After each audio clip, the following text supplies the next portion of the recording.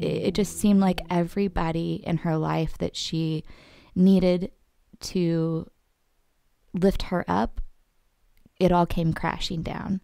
And I don't think that at that point, it felt so hopeless. I immediately called my sister's work and I said, "Hi, is Stephanie there?" And he said, "Is this Kayla?" And I said, "Yes." He said, "I think you need to call your dad." And I said, "Where's my sister at?" And he said, "You need to call your dad." I called my dad and I said, "Dad, just, I'm kind of yelling at him. What's going on? Tell me what's going on." And he said, "It's Stephanie." And I said, "Has she been in an accident? Where is she?" And he said, "She's not with us anymore, Kayla."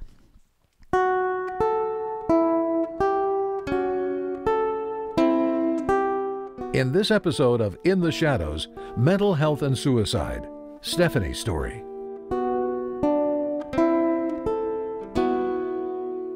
Welcome to In the Shadows, where we shed light on difficult issues right here in the Ozarks. I'm Patty Lemons. The idea for this podcast came up about 4 or 5 weeks ago while on a road trip with one of my daughters. And in that amount of time, I've had the opportunity to meet so many people and learn so much about mental illness. It affects more people than I ever imagined, and pretty much almost everyone I've talked to either struggles or knows someone who struggles. And the outpouring of support for this project has been pretty overwhelming. One person who's reached out to me is Kayla Reese, who lost her sister to suicide a few years ago. She was 23. Since that time, Kayla has earned a degree in psychology and has started a quest to share her sister's story. Now, I've not had an opportunity to visit with Kayla until right now, so please join me as I learn more about her story. Thanks for joining me, Kayla. Thanks for having me, Patty. So what was it that struck you about this podcast series that made you decide you wanted to be involved? There were a few things. One of them was that I noticed that one of the people that you had done a podcast series on before, Jason Spell, I knew him through my sister several years ago when we were just 16, 18 years old, working at a call center. So that was really neat. It was a calling. And ever since I remember her passing away, there was always something inside of me that wanted to share her story. But it's taken me a long time to be able to get to that point. So tell me about your sister. What was her name? Her name was Stephanie. She was the goofiest, smiling person that you would ever meet. She was so funny. There's so many stories of just her being off the wall, just crazy funny in a very, very pure way. She was very musically talented, very involved in her church, sang praise and worship from the time I can remember, 12, 14 years old. And she was just a really, really strong, independent, hardworking, loving person. So she was 23. Had she gone to college? Tell me a little bit about that and her career aspirations. Mm-hmm. She did. She was currently in college at the time of her passing, studying a pre-doctoral program at Drury University. So her and I were actually in school together at the same time. And how close was she to graduation? She was probably about a year out. And what was it like growing up with her? I was one of 4 girls, so she was the oldest. And then myself, and then we had 2 younger sisters as well. And so she was always kind of our protector, but tormentor at the same time. Did you know growing up that she was struggling at all? We had a really difficult childhood. It was really hard, to say the least. Whenever I say protector, she was the person that kept us sisters safe. And that was a lot of responsibility. She underwent a tremendous amount of physical abuse, mental abuse. I didn't necessarily know at a young age, but when she wrote a letter, she had said that it was something that she had thought about since she was, 9, 10 years old. And I never would have guessed it because I always saw her as this pinnacle of strength. I didn't know how much she was hurting and how much of a burden she was bearing. So she felt that from the abuse that she experienced. Did all of you experience that? Is that something you want to talk about? We did in different aspects. I think that she probably did a little bit more. Like I said, she protected us. If things got too bad, she would almost step in and make herself the spectacle to kind of lessen the force that all of us, could have potentially gone through. And that probably seemed normal to you? Or did you know? I don't know that I had an appreciation for it. It was almost like a parent. You expect your parents to keep you safe and to keep you away from harm. And it almost became that was the expectation that I had from her, and or knew that she was always going to provide that. And so I didn't realize as much, It was hard watching her go through it, but I don't think that I understood how much she took for us. So when she was older, she moved out, she went to college. Did she seem to be doing a little bit better from that, or was she still worried about the rest of you? Yes. Yeah, she was still worried about us, which she actually left to go live with our father around the age of probably 11 or 12. And so that was really difficult not having her there, but she made sure she kept contact and that, that we were safe. And that was hard, having her leave the home and situation change and all of that. And I think that her life changed at that point too. Change for the better? It did, and it did not. I think in many, many, many ways she did go to a better life. She got really involved in church, and that was the house that my father lived in was right behind the church. And she would walk up there. She mowed the church grass in the summertime at 14, and that was where she was every single day. And, my father was home every day with her, but at the same time, it was just them two for the most part. And so that was her outlet. And that, I think, finding that something that could give her some peace, something not only with music, but with, a higher power to call on too. I think that had the potential to cause a lot of, get a lot of healing from it. You mentioned music. That seems to be a common theme in some of our stories. Yeah. Tell me about her music. She had the voice of an angel. She was completely self-taught. She played drums and electric guitar and acoustic guitar and piano and anything. She just had a natural gift for it and a strong love for it. She didn't really ever have professional lessons, which amazes me even more because she was so good. I remember being in church one time and her singing, and I don't remember the song that it was, but sitting there and several people around me just in tears because she just had that power to just get inside of your soul, and it was amazing. It was beautiful. What was going on in her life in the months leading up to her death? There's a lot that I don't know. There's so many questions still, which is really difficult. I only know a small portion of kind of what she left behind. She wasn't one to talk about her feelings. She wasn't one to, wallow in self-pity. I know that she was in school, and she was in, a pre-med program and that was really stressful.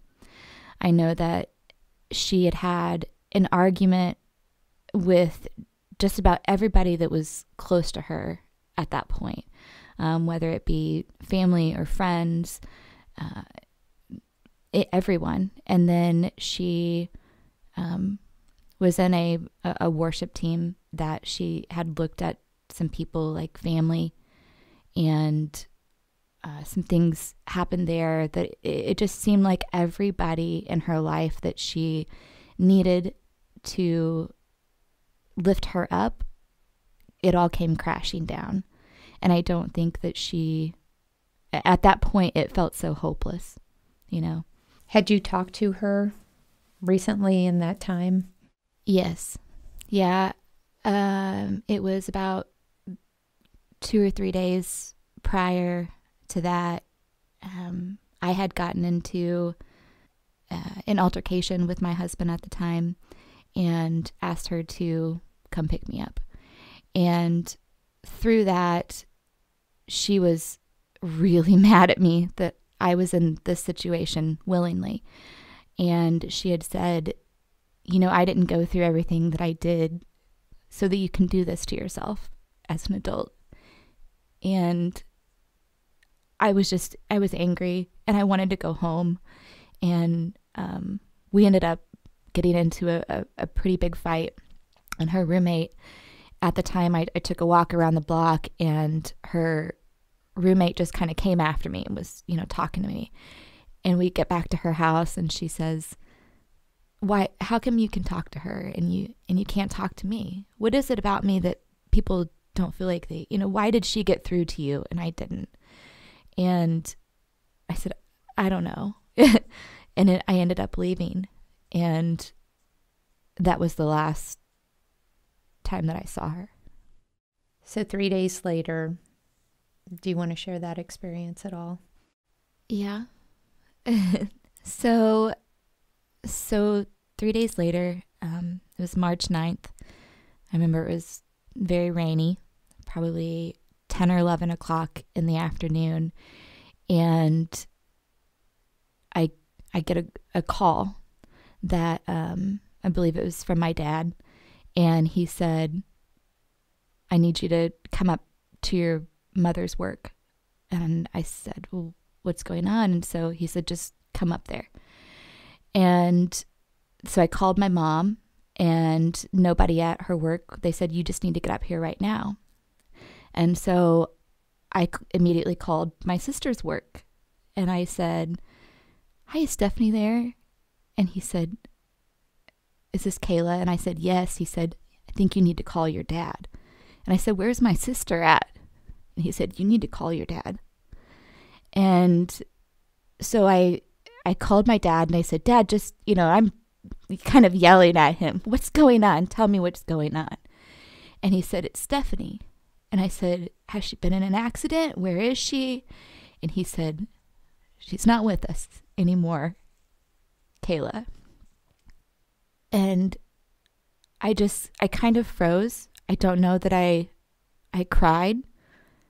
I just kind of sat there thinking, well, it's not inevitable.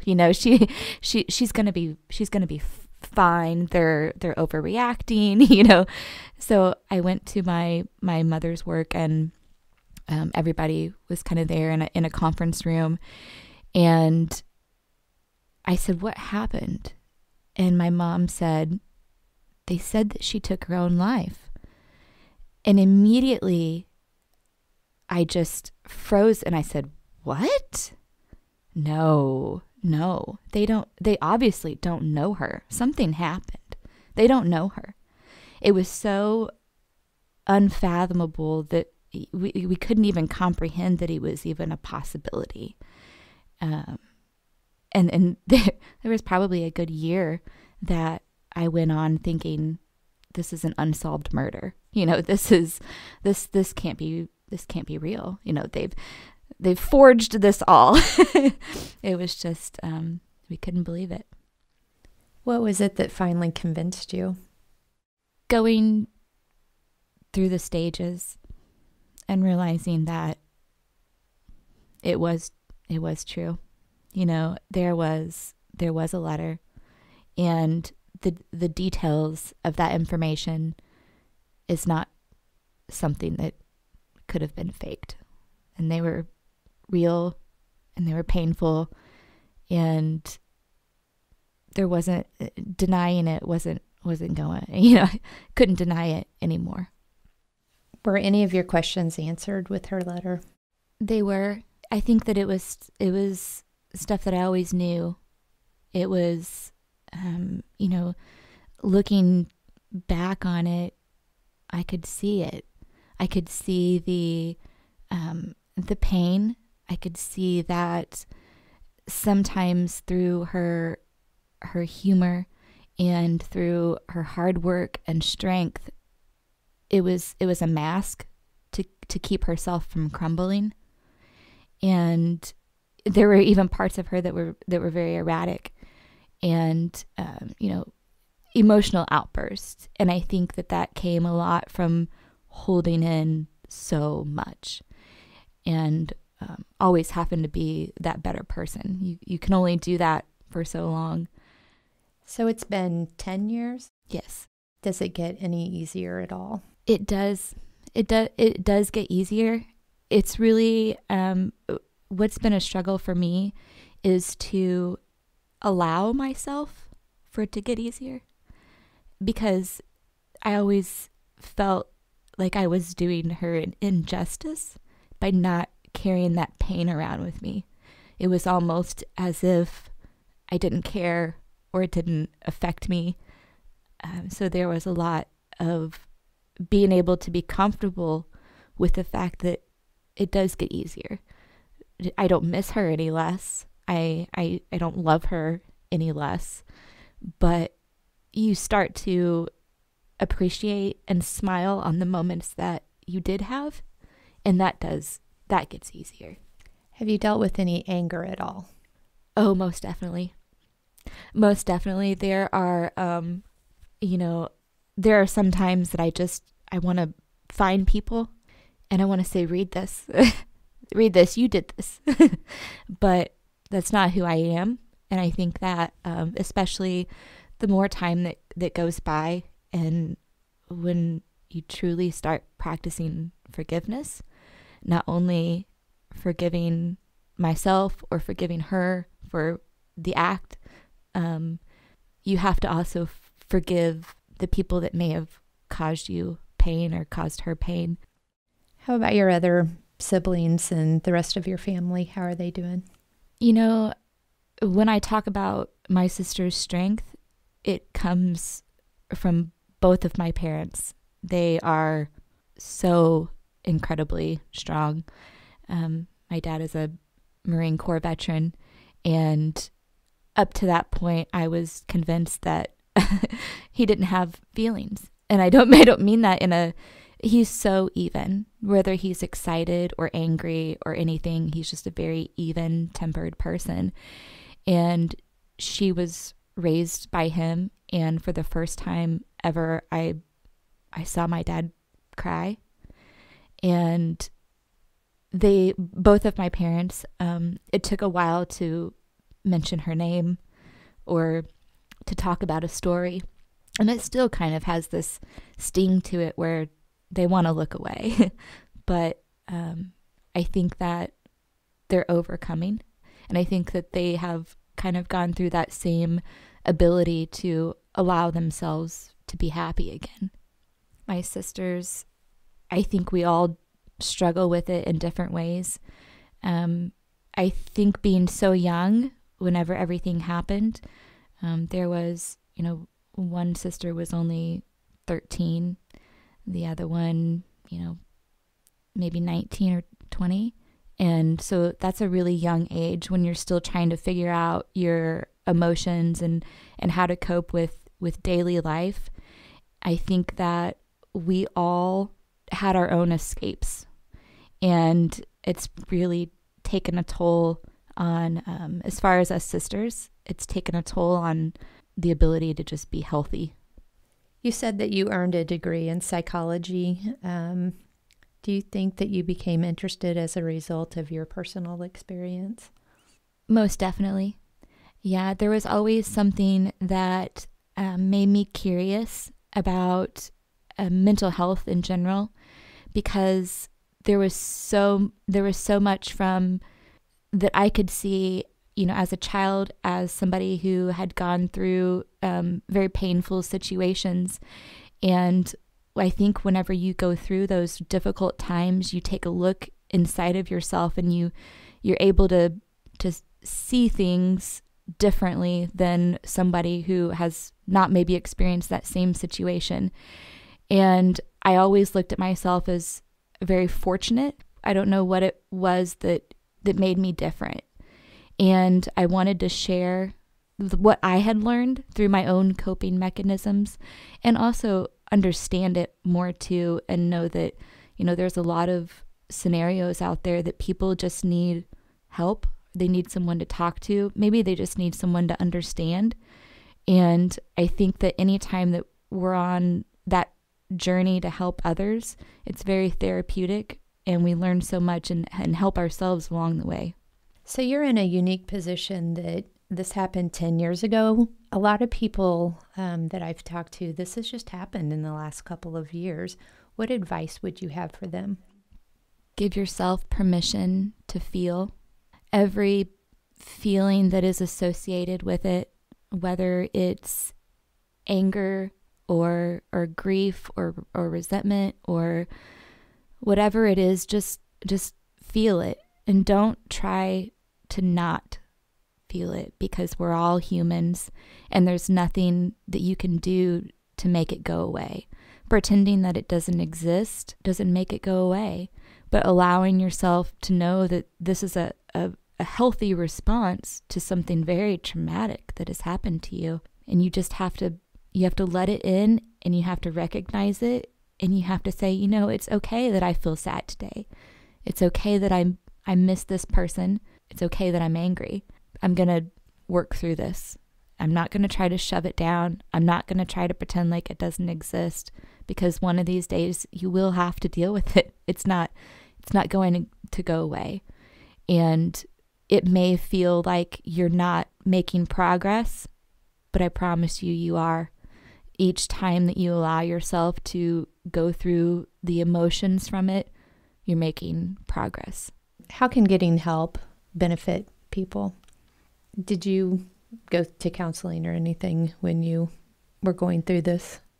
I didn't go to counseling for a really long time. It was only probably about a year ago that I decided to do kind of a really intense retreat-like counseling.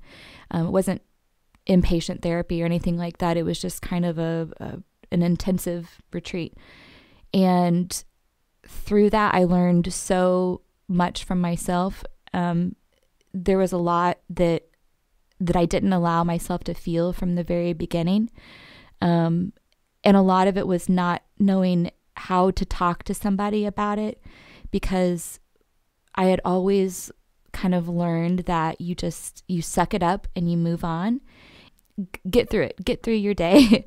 Nobody wants to sit there and listen to you cry is what I had thought.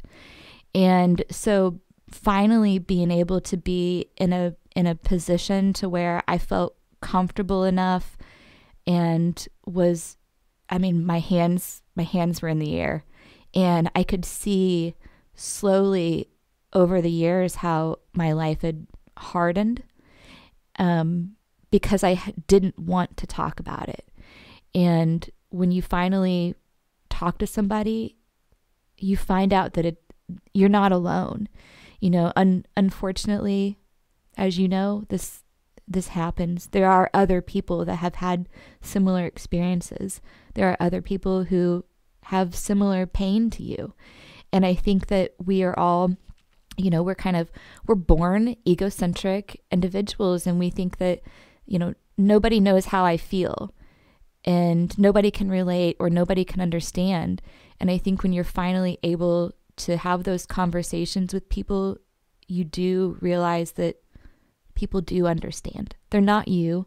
They don't feel exactly the same way that you do, but there are people that do understand. And maybe if they don't understand, they truly do care. And sometimes that goes a long ways. So has that helped you being able to talk to your friends about this? Yes, but what I've learned is that it's a very difficult road, that it probably would have been a little bit easier if I would have made healthier decisions in the beginning. If I would have talked to somebody. I started drinking, and I didn't want to feel anything. And I think that if I wouldn't have done those things, it would have been easier. But then if you compile the fact that it had been pushed down for so long, that when you finally get to that point to where you say, I can't keep doing this, it's difficult, because at that point you've numbed yourself so much and not shared any part of your heart with anybody, that you are just wide open. And I remember whenever I finally decided to make that move, I remember crying on my way home from work one day, and I thought, I've just missed out on so much. I've shut myself off from the world, and in the journey of trying to not feel pain, I haven't allowed myself to feel happiness either. And that's hard. Has it sounds like the experience had its negative impacts. Has there been anything that's changed you in a positive way about this? I think that we all need to look at every situation in our life and find meaning from it. There are so many things that has changed. It has really made me appreciate the good people. It's given me, the strength to stand up for myself. It has made me realize the sacrifices that people do make for you. It's made me realize that people are hurting.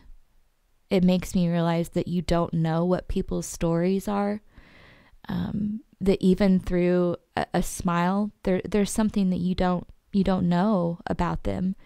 And to treat everybody as if it's their worst day ever. I know that sounds kind of ridiculous, but you don't know if it's their worst day ever. You don't know what they're going through. And I think just being able to kind of love people for who they are, no matter as quirky or as tough as they may seem, just love them. What can we all look out for in those around us and our friends and family and coworkers? I think that every individual is going to be different. One thing that I've taken away from that I don't necessarily know if it's something to look out for, but I think it's really important that we as people that interact with others are vulnerable. And I think that whenever other people can see our vulnerabilities, it makes them not feel so alone. And when you see somebody who may be tough, you don't have to be tough also.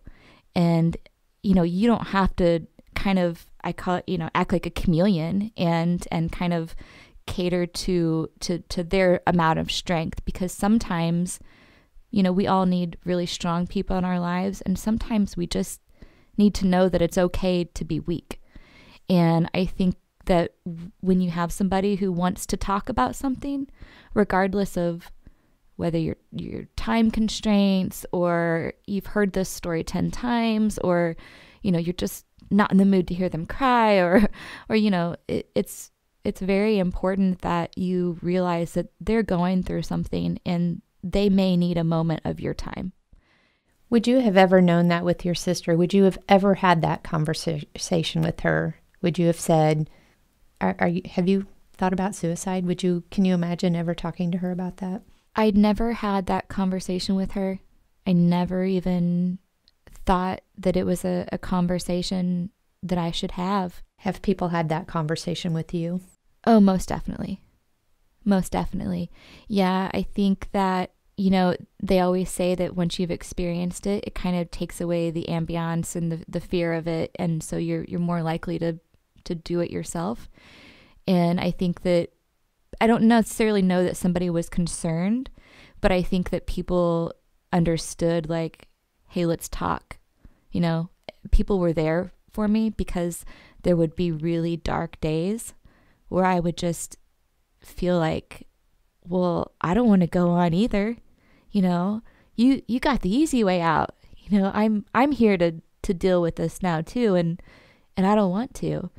And I think that that's a very realistic feeling. If it wasn't for having experienced that and knowing what it was like to be a survivor of it, I think maybe they would have had more merit, but there's no way I could personally do something like that. But I think people do question. And I also think that when you talk about pain, that's always at the forefront of people's mind. As far as with your kids, you're probably not old enough to have teenagers. I have a 12-year-old. A 12-year-old. Okay. Worse than a teenager. Worse. What do you say to parents to watch out for? How do you get your kid to talk? I think that there's a very fine line between being a parent and being a friend. And sometimes I think it's natural for kids to say, I don't want to talk about this. I don't want to talk about this. I don't want to talk about it with you. And no, let's talk about this, or I care about you. And sometimes I think that you ask those questions and you're very inquisitive. Just even having the simple conversation of what happened today, how was school? I think that whenever children get used to having conversations with their parents, it becomes a lot easier for them to open up to, because they're not just having difficult conversations. They're talking about everything. And they may not want to share things with you.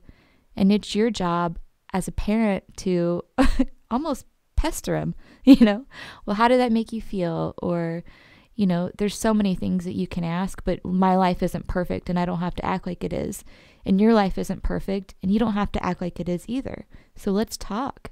Can you help me understand what mental illness is? Did your sister have a mental illness? Do we all struggle in some ways? Can you kind of break that down for me, what was going on and just what people experience? Mm-hmm. I think that a lot of times people want to classify mental illness. And my belief is that you don't have to have a diagnosis from a psychiatrist and take medication. That's the only way that you have depression, or the only way that you have anxiety or PTSD. It doesn't need to have a name like that. I think we all go through moments in our lives where we're anxious or we're fearful or we don't want to get up and, we're feeling pain. That's a mental illness. It may not stick around, but depression is real, and it'll show up in the most prominent people that you can think of. They may not have gone to the doctor and said, "Oh, you have depression. There it is." But I think that we all struggle with it in one way or another, or we all try to keep it at bay or fight it off or keep it from happening. How are you doing today? Much better. Well, today I'm this is difficult sharing it, but much better. It's there's a lot of me that's still healing. There's a lot of broken pieces, but I think I've made it a valid effort to continue on and to continue on a growth journey and not stop. And each day gets better. Some days are not good, but each day gets better. What do you want us to remember about your sister? What I would like for everyone to remember about my sister is the passion that she had, the love for God that she had, and the strength that she had. And just realize that this comes in so many different forms. And she's greatly missed. Well, Kayla, thank you for sharing the story. I think it's going to be really helpful for people who have dealt with this or who are dealing with this. Your story is very inspirational. We read on Facebook every day that somebody else lost their lives. So I hope that they will have the opportunity to hear this. And so I really appreciate you being here. Thank you for having me, and thank you for letting me share a story.